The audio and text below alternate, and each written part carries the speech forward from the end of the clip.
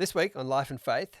I do not think any of us know, because I think the systems that we trust in to know have broken down. The polls have broken down, the communication media have broken down, and our trust in one of those neighbors, even to tell the truth about what's going on in our own hearts, has broken down. And so this is the most unpredictable election of my lifetime.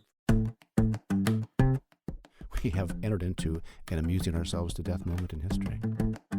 It doesn't make sense to me. If there is God, God's supposed to be free. I was 100% sure that I was sacrificing on the altar of truth my only chance for happiness in this world. Miracles don't necessarily change anybody's mind. They just get their attention.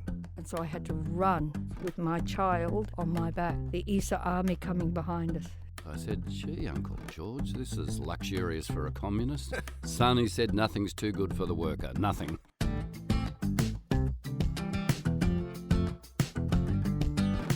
Welcome to Life and Faith from CPX. I'm Simon Smart. And I'm Justine Toe. We have all been in the thick of the US election period. It seems like it's been going on forever, but it's coming to a head on November the 3rd. It's been an incredibly contested and divided election, even by modern political standards. And that seems largely reflective of a massive and increasing division within the United States. And there's an unmistakable ingredient in all of this: the division along faith lines. Now, in relatively recent history, the Republican Party has captured especially the white evangelical vote. How did this come about? And is this even good for the Republican Party or the church? We want to ask in this episode, are there any solutions to what feels like entrenched polarization? And how might faith not be part of the problem, but part of the solution?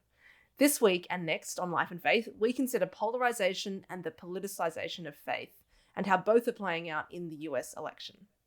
And we called on some voices from the US to shed some light on this perplexing story. But before we get into it, we want to play you a fragment from a talk Tim Dixon did for us, the Richard Johnson lecture last year. Tim Dixon is the CEO of More in Common, a think tank that studies drivers of polarization. And the Richard Johnson lecture is CPX's annual lecture. We've just held it online this year. In this part of Tim's talk, he began by referring to a book by Arthur Brooks, Love Your Enemies, in which he speaks about our contemporary culture of contempt. Brooks discusses the ways that a tone of contempt has overtaken our public conversations. Contempt is profoundly different from disagreement and even anger. Contempt is the rolling of the eyes, the dismissal of the other. Arthur Brooks cites evidence from John Gottman, one of the world's leading psychologists, experts in marriage stability and divorce. And he's for a lifetime studied the dynamics that make for successful marital relationships. And Gottman says one of the most accurate predictors that a marriage will not last is where you see evidence of contempt creeping into a relationship. When you hold me in contempt, you're saying to me, your opinion is not worthy. You're saying to me, you are not worthy. You're saying to me, it wouldn't matter, it would be a better thing if you simply weren't here. Mutual contempt increasingly characterises the way we engage with each other and navigate our differences. Exploiting feelings of contempt and then intensifying them is at the heart of the us versus them dynamics of authoritarian populists around the world. And their message is simple. Those elites, they have contempt for you, and you're absolutely right and justified to hold them and all that they defend in contempt as well. That's Tim Dixon from the 2019 Richard Johnson lecture, and we'll link to the full talk on the show notes. It's well worth a listen. And you have to admit, Tim has a point about the way contempt has come to dominate public life. Now, during the first of the US presidential debates, Joe Biden, worn out by Donald Trump's constant interruptions, called him a clown. You have to admit, it's quite mild, isn't it, Simon, compared to what Donald Trump often says about other people. But it is hard to imagine other presidential candidates name-calling. But I do remember that back in 2016, Hillary Clinton, the Democratic presidential nominee, she did call Trump supporters a basket of deplorables. It's not right. Yeah. Not a good look. Yes, and that didn't go down well. It seems no one is covering themselves in glory in all of this. That kind of contempt between Republicans and Democrats is evidence of what Amy Black, professor of political science at Wheaton College in Illinois, calls affective polarization. This is what she means by that term. And that means not just that there's an ideological difference between two parties, but that there's a sense of animosity toward the other. So it's not just that a Republican is different than a Democrat. A Republican hates the Democrat, or the Democrat hates the Republican at the most extreme. And so we have this problem of us versus them politics. I don't want to have anything to do with them because they are so bad, so problematic. So that's what I worry about when we've gotten to this system. It's not just that we're different from one another, but that we actively dislike and possibly even hate the other party. It's really hard to see a way forward. Andy Crouch is an author, a speaker, and the former editor of Christianity Today, which is America's flagship evangelical magazine. For Andy, American party politics is a zero-sum game, what he called a winner-take-all system that makes it especially vital that your party wins. I think, politics, especially electoral politics, it's a winner-take-all system, especially in our construction of democracy here in the U.S. You can have 48% of the vote, but if you get the right number of votes in our electoral college, you have 100% of the takings, you could say, on the electoral side, unlike, say, a more parliamentary system. And so you're playing for everything. Only one side is willing to fight. According to Amy Black, the very nature of the US party system may itself drive polarization. So when we look at polarization in the United States, what we see is we're seeing growing party divides. We've always had these two major parties, but in this polarization, people are moving farther apart from one another. It used to be that our two parties were much more sort of big tent parties, kind of moved to the middle, and we had moderates in both parties. But in recent years, really over the last 20 years, we've seen that change quite a bit. So now the Republican Party is the party of conservatives, and the Democratic Party is the party of liberals, and there aren't many moderates in either party. Now, these days, evangelical Christian has become shorthand for Republican. The surveys that poll people on their political leanings, as well as drill down into their religious beliefs, bear this out, as Amy Black explains. And one thing too, in the United States, the term evangelical has kind of turned into a phrase that really means politically conservative Christian, not just theologically conservative Christian. And particularly to outsiders, when they hear evangelical, that's what they think. But it's also true that evangelicals, if you do a little deeper dive study that has more religion questions, you ask people about their faith, theologically conservative Christians, evangelical Christians, are going to tend in the United States to be more attracted to the Republican Party than the Democratic Party. It's not everyone by any stretch, but we expect 2/3 to 3/4 of evangelicals to vote Republican in a typical national election. And that's because of a number of issues that connect to that particular group of religious voters, so that that affinity is already there. Today, there may be more of a natural fit between the Republican Party and white evangelicals, but that hasn't always been the case. Amy Black again. And there's a long history of sort of this group of Christians in the United States, being very much a part of some really significant social movements, activated by their faith, wanting to see social change to what they think would make the world a better place. What's interesting, I think, when we look at evangelicals, at least at contemporary evangelicals, is this is something that we're usually dating to about the 1970s forward. There's a period of time in the mid-20th century where conservative Christians tended to have removed themselves from politics. It's a long, complicated story, but there was a sense of, I don't have a place here, so we're just not going to be involved in politics. We began to see Christians getting more directly involved in politics as Christians in the 1970s.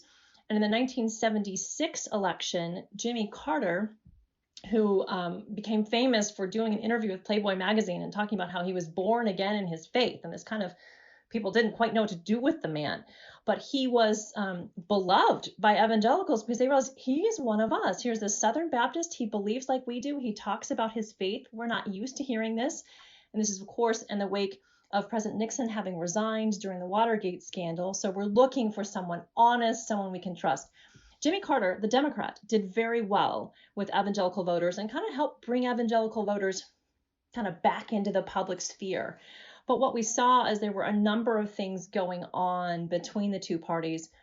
Again, lots of things that a complicated story, but one thread, an important thread in that story, would be the role of the abortion issue. The abortion issue became a national issue in the 1970s because of a Supreme Court decision called Roe versus Wade.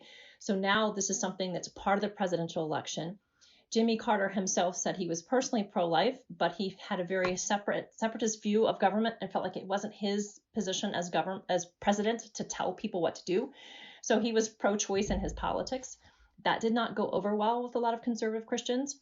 Whereas Ronald Reagan, who wasn't someone who spoke much about faith, he realized these people care about this, and he was happy to bring that issue on. And so he became known as, made very clear that he was a pro-life candidate and actively courted religious voters based on the abortion issue.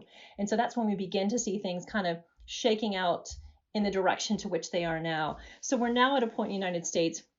It used to be that the two parties were somewhat divided on the abortion issue. By this point, right now in American politics, the Republican Party is the politics we would say that's pro-life, and we would say that the Democratic Party is the party that's pro-choice. There are a few exceptions, but very few. And so for many religious voters, the abortion issue is particularly important to them. So, and for some, it may be the most important issue on which they vote. And so they're connecting their vote and saying, which party cares about my number one issue? And right now, that's going to be the Republican Party. Andy Crouch, however, says that Democrats haven't exactly been tripping over themselves to win over evangelicals. The unfortunate reality is that over about a generation, the Democratic Party, at its grassroots level, has become more secular. That is, less willing to envision that there's a place for distinctive religious commitments in public life or in organizations and institutions that have a share in public life. And the funny thing is that the Democratic candidates tend to be people who espouse faith. So they themselves, really to a person in recent years, I mean, for many decades now, have been people who espoused personal faith. And I have no reason to think that that's not sincerely held. And the interesting thing is that the Republican candidates vary in their espousal of personal faith. So Ronald Reagan was not a person of notable religious observance. Donald Trump himself is certainly not a person of notable religious observance. When he holds a Bible, he looks very uncomfortable and looks like he might not have held one in a very long time. But the Republican grassroots are actually very open to faith. So you have the democratic system has over time marginalized people who wanted to make room for especially specific commitments about the nature of human beings, male and female, about abortion, which is a major issue in our jurisprudence, as you know.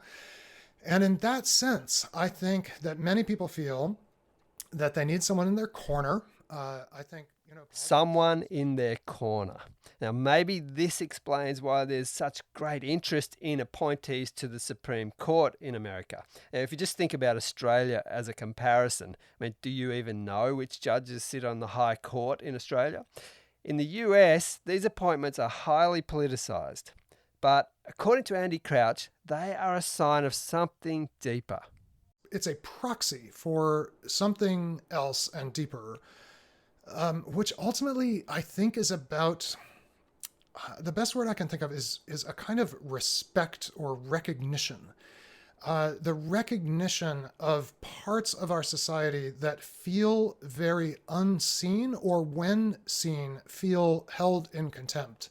And this is not just, by any means, just white evangelicals. It's actually many groups in American life feel that the public world that they live in is one that holds them and people like them in contempt. And they can find examples on the other side, and it's not hard to find them in the age of social media, who hold themselves and people like them in contempt. And so these confirmation hearings, these presidential elections become kind of referendums on who's going to get respect in American life. And the people who feel least respected and feel least included by the systems and institutions of American life, on all sides, again, of the politics, not just Christians, not just rural white voters, for example, who overlap a lot with self-identified evangelical Christians in our system, in our country, but all sides are looking for someone to validate them and say, I see you, I recognize you, you matter. What Andy Crouch is describing here might also be the reason why black voters, including Black Protestants, tend to vote Democrat, which introduces another significant aspect of this polarization: racial division. Lisa Sharon Harper is an activist, author, speaker, and founder of Freedom Road, which consults with churches and other organisations to promote racial justice. She explains why Black voters tend to be Democrat.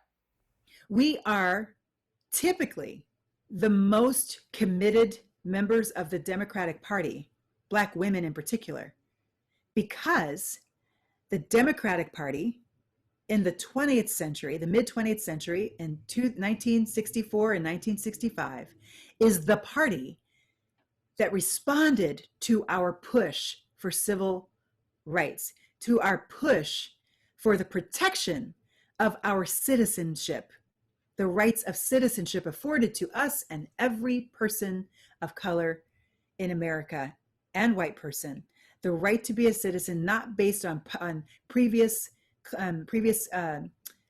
condition of servitude or on race, and to be able to vote. 13th, 14th, 15th Amendment. That's what the Civil Rights Act of 1964 did. It enforced the 13th, 14th Amendment. The Voting Rights Act enforced the 15th Amendment. So which party did that? The Democratic Party. So when you look at the bifurcation of faith in the church in America, you see Black people, generally speaking, the Black church is going to be Democratic. But it's not because we're lemmings or because we need somebody to follow. It's because that is the party that is most responsive and has been since 1964, the party most responsive to the needs of people of color. As Lisa Sharon Harper explains, the Democratic Party wasn't always the champion of civil rights for Black people.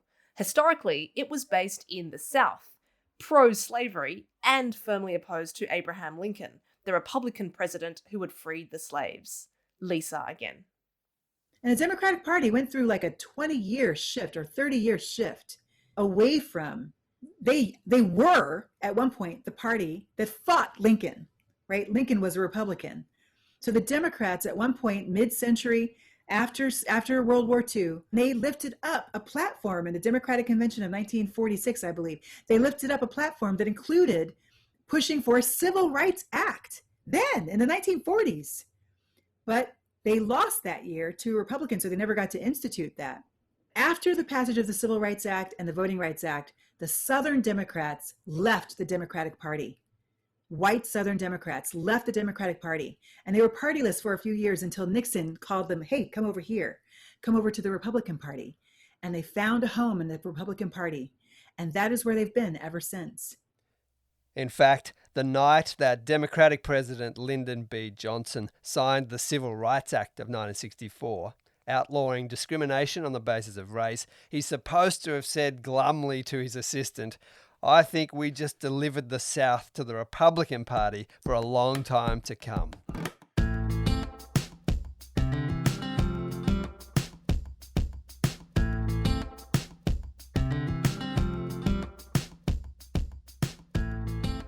You're listening to Life and Faith from CPX, and this is the first of 2 episodes on the US election. This week, we're talking about polarisation and tribalism, and the way both are playing out in the election. As we've seen so far, Republicans and Democrats are polarised politically and also on the basis of race, which is interesting since that brief glimpse of the history of both parties doesn't necessarily make today's political landscape a foregone conclusion. A few years ago, we did an interview with David Smith, who's a senior lecturer in American politics and foreign policy at the US Studies Centre at the University of Sydney. Now, in this bit from our chat, he highlights the risk of either party starting to take their rusted-on voters for granted. Once any group gets completely captured by one party, they can be ignored by both parties. And as much as evangelicals liked George W. Bush, for example, at the end of his presidency, a lot of them were really asking, what did he actually do for us? How did he actually advance our aims? And, the answer is not very far.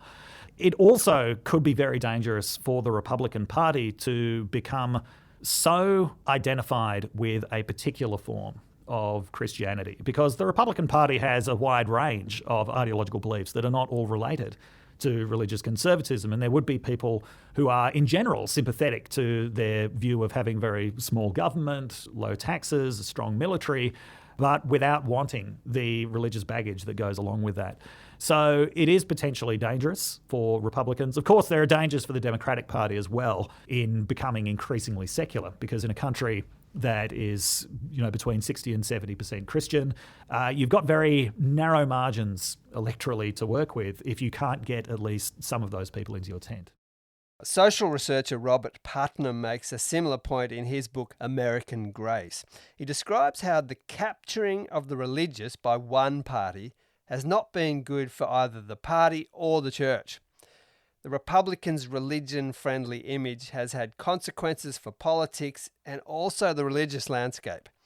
A growing number of young Americans equate religion with Republican, and as a result, they turn away from religion. They think if religion equates to right-wing politics, I'm not interested. And it sounds like there's plenty of people who don't identify with either party. Amy Black. A lot of times with this election, we heard this a lot in 2016 as well, people would say, there's no good option, or even sometimes, well, I have to vote for the lesser of two evils, because there's just kind of a sense of neither of these people is close to what I would want to vote for. Andy Crouch certainly feels that. Given the evangelical embrace of the Republican Party, I asked Andy, whatever happened to the new evangelicals? Evangelicals who cared about immigration reform, racial justice, environmental care. I remember writing about these people in 2008. These are issues that didn't neatly divide down Republican-Democrat lines. The contours of my faith caused me to recognize a lot in common with people who do identify themselves as evangelicals religiously.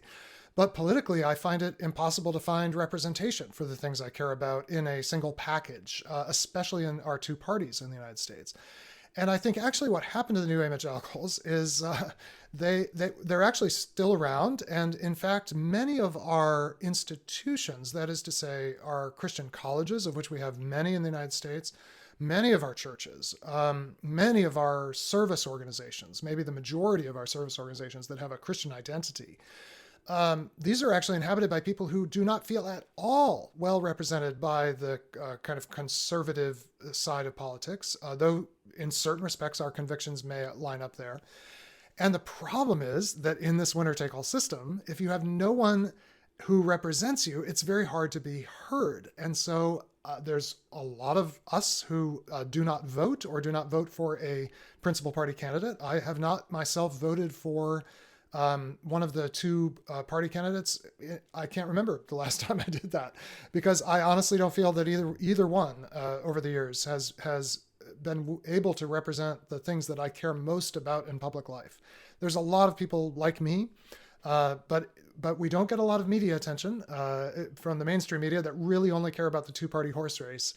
And it's in some ways understandable, because we are limited in our ability to really shape this side of American politics. But there are many groups alienated by both of the major parties calling for a different way to engage with politics, Andy says. We have an amazing movement in the United States called the AND campaign, which doesn't grow out of what you would call white evangelicalism, but out of the Black Christian expression of faith, out of the urban expression of faith. And it is impossible to categorize the AND campaign in terms of our current partisan politics.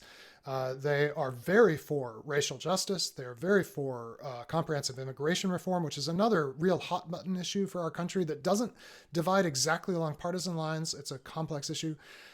They're also pro-life. They're also pro-family. And the AND campaign is significant, but it is very hard for it to find kind of a toehold in when it comes to go into the ballot, into the voting booth. You don't have a clear way to vote for that package. So this is really one of our challenges. And I think in the very long run, there's going to have to be a realignment, because both of our major parties are built on unsustainable coalitions. The Republican Party has been built on a coalition of big business with social conservatives, and the Democratic Party on a coalition of those who feel very economically marginal with those who are very culturally elite. And these are not natural coalitions that hold together very well. They're based on pretty dubious bargains in which I would say the social conservatives get the short end on the Republican side and the truly economically marginal get the short end on the Democrat side. So over time, you've got to believe that there's a realignment that happens, but our system is not well built to facilitate that. And so for quite a while, you're going to have a lot of invisible voters and unheard voices in our political system.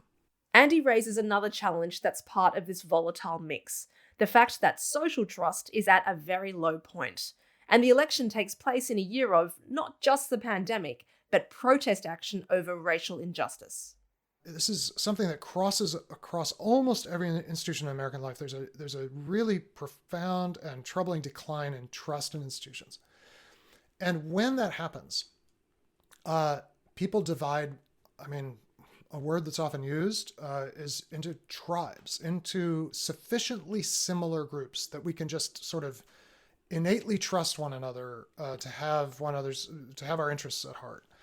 And institutions are meant to hold people together in an environment that allows them to trust each other across lines of difference. But that has broken down. And I don't know for sure that any given outcome of this presidential election will make that better or worse, because I'm not sure it can get much worse. I have a hard time imagining it getting any worse than it is today. I think that we are already at this apocalyptic moment where we are awaiting a new kind of leader who can reforge a kind of trust across difference. And we do not at this moment clearly see that leader on the horizon on a national level. Even though when you live at the local level, there are all kinds of people who engender this kind of trust, who merit this kind of trust and build this kind of trust. But you move up to the national level, which becomes so driven by media rather than by real relationship. And our national figures themselves live in very encased worlds of like-minded people and have very few opportunities to meet one another across difference. They meet one another through the media. They meet one another through attacks on social media, through attacks in the broadcast media. And they form their sense of one another that way. This didn't used to be the way it was. You used to meet people at, cocktail parties and in the halls of Congress. Well, in the era of COVID-19, no one's meeting anyone that way. We're all meeting one another in mediated ways. And it just accelerates the breakdown in trust among the people who ought to be representing the possibility of trust. And it's fair to say that this breakdown of trust is why Andy is hesitant about making predictions about the outcome of the presidential race. I don't know. I do not think any of us know, because I think our ability, the systems that we trust in to know have broken down. The polls have broken down, the communication media have broken down, and our trust in one of those neighbors, even to tell the truth about what's going on in our own hearts, has broken down. And so this is the most unpredictable election of my lifetime. However, even if all of this is grounds for pessimism, Andy Crouch knows that it's possible for leaders to emerge who can, as he says, reforge a trust across difference. That being said, Simon, the amazing story of American life, and in some ways any nation that survived beyond the initial conflicts of its founding, are that these people do arise in history. I lived through the end of apartheid in South Africa as an American, but I witnessed it in my lifetime. And I remember in the 1980s thinking, there is no way this ends without violence. But it did end without violence because Nelson Mandela, above all, underwent a profound conversion on Robben Island off of Cape Town. And then F.W. de Klerk reached out to him while he was still a prisoner and began to negotiate an imagined change. And of course, the subsequent history of that country is not without conflict and without difficulty, but still an amazing, unpredictable moment. And I would say the same thing happened with the rise of Martin Luther King Jr. and Lyndon Baines Johnson, our president at that time, who of course only was president because of the assassination of John F. Kennedy, who for various reasons, I don't think JFK ever would have gotten the country to a moment of reckoning and a certain kind of political reconciliation. But LBJ and MLK, operating in important ways behind the scenes, as well as having a public role, actually achieved a breakthrough in at least the legal reality of civil rights in our country, and a real social change as well. So you never can predict this or see this coming. As a Christian, my first job in a way is to have hope. And I hope and pray that those kinds of leaders are even now present and just not yet seen. I know what you're thinking. Hope. Remember hope? I know, right? Imagine that. Well, maybe this also depends on the faithful thinking differently about political engagement. Here's Amy Black reflecting on how Jesus' radical ethic of love might redirect Christians' political priorities, especially when it comes to their political others. I mean, when we look at the crucifixion, we're thinking about, we would believe that God in Jesus, his son, comes to earth, lives a sinless life, and dies, is crucified, is martyred on behalf to save the sins of the whole world. So to look at the cross is to look at the ultimate act of sacrificial love. And in the Christian faith, we're taught the most important commandments, first to love God and then to love our neighbor. We have to start with that radical, Jesus' radical ethic of love. And we can't go along with a playbook of hate. We're taught to love our enemies. It doesn't say hate your enemies. It says love your enemies. Do good to those who persecute you. Because right now our politics is telling us don't listen to anyone except those who agree with you. Don't have conversations with them, have nothing to do with them. Just having conversations, bringing people together across differences, racial differences, religious differences, ideological differences, bring them together in ways where we can begin to have a healthier community, listen to one another. I think that's a really wonderful way we can start to heal the wounds. Because it's really hard to hate someone if you get to know them. You know the name of their kids, you know what they do for a living, you know what their problems are. You don't hate them anymore, you love them. So if we can start building those relationships, fostering opportunities for people to meet across those divides, I think there's great opportunity there. In all of this discussion about faith and politics, a lot of what's at play here is power and the fear of the loss of power. Well, Andy Crouch has done a lot of thinking about this and has written the book Playing God, Redeeming the Gift of Power. Andy has a very positive vision of what power can achieve. I would draw a distinction between creative power and coercive power. Part of the problem with a fixation on politics is that ultimately the principal thing that the state can do that no other part of our shared life can do is make you do something you don't want to do. The state has, this is Max Weber's kind of framing, has the monopoly on coercion, the monopoly on being able to force you to do something you don't want to do. And when you start to conceive power in coercive terms, it becomes zero sum, because ultimately either I can make you do something or you can make me do something, but we can't both have that coercive power in the same measure at the same time. Whereas creative power, the ability to bring into being something that doesn't exist through our common imagination and shared effort, that actually can be shared and that actually can grow. It's not zero sum, it's positive sum, to use game theory language. It can actually multiply in human life. Our best political leaders actually use this kind of power as well. They don't just use coercion. They invoke kind of our shared capacity to create something that doesn't exist right now. But at our worst, of course, we let power in a way diminish to politics. It diminishes to coercion. And then it becomes super dangerous because there's really not that much you can make people do. Your power is very limited and narrow when it's only coercive. And it's also very brittle and fragile. And this is when revolutions happen, is when the coercive power becomes seen as so illegitimate that people overthrow it. But revolutions rarely have a creative outcome. So I really believe in creative power. I'm very wary of seeking to hold or harness coercive power. Of course, if you could make everyone do what you want them to do, wouldn't that be great? I would just say that, at least in American political life, both sides indulge this fantasy. The idea that if we are just handed the reins, and in our system, of course, because we have divided, it's sort of designed almost to generate divided government. But if you can manage to capture both the legislative side, both houses, and the presidency, these days, you can capture the judiciary effectively. And the imagination then is, we'll be able to finally remake the world in the way we want it to be. I do think at this moment, the strong man is on the sort of strong individual is embodied in Donald Trump. It is on the conservative side.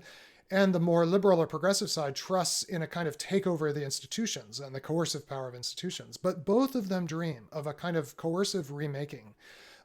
Even though both of them, to a greater or lesser extent, cloak that dream in other language.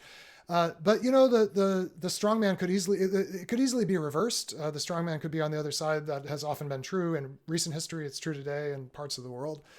It really doesn't matter. It's always a mirage because you cannot make the world be what you want it to be. You can only imagine and sacrificially bring into being a world that is truly good. You can't coercively bring into being a world that's truly good.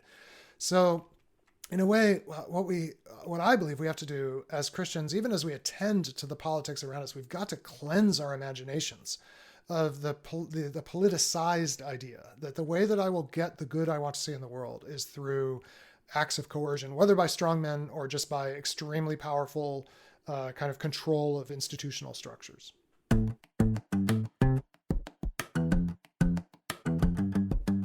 This has been Life and Faith with me, Simon Smart, and Justine Toe. Stay tuned for next week's episode of Life and Faith as we continue musing on how faith has been politicised in the US election. Big thanks to our guests. We heard from Andy Crouch, author, speaker, and former editor of Christianity Today. Thank you also to Amy Black, Professor of Political Science at Wheaton College in Illinois, and also Lisa Sharon Harper, activist, author, speaker, and the founder and president of Freedom Road. And thanks also to our producer Anthea Godsmark for pulling all of this together. We worked out hard this week. If you've enjoyed this conversation, why not send it on to a friend? Also, leave us a rating or review. It helps get the word out. Next week. And I think this may have been the first, if not one of the very first appearances that he made with Trump himself. And he was the pastor. He offered the opening prayer. And right then I thought, he does not know where he is, right? The people in this space are not going to go for that kind of Christian nationalism, that militancy. And then I heard, the crowd, they were going for it. They were cheering him on.